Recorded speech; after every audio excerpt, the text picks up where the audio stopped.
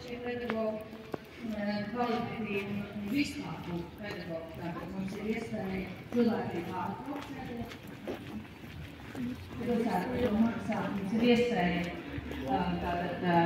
saņemt papildus kvalifikācijas skolotājiem, lai vairākas priekšmetus viens skolotājs varētu mācīt. Mēs darām, un mēs šobrīd strādājam pie programmas, kur varbūt no tiem reģioniem, kur kāds skolotāji paliks pāri, kā Rīga, varētu piesaistīt šos pedagogus un nodrošināt ar dzīves vietām, tāpat kā tos cilvēkus, kas izvēlēsies kļūt par skolotājiem, tad arī kaut kā stipendijām atbalstīt.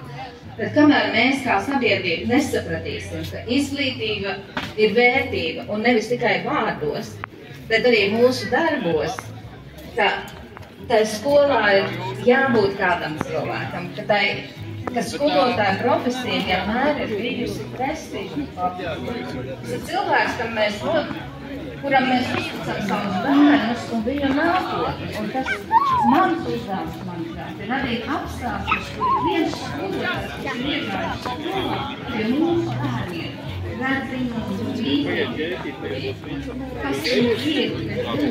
kas ir viņu talants, kas ir viņu spējas un strādāt un attīstīt to tā. Un lai ne visiem ir jākļūst par zinātniekiem, ne visiem ir jākļūst par juristiem. Mēs redzam, studiju programmā ir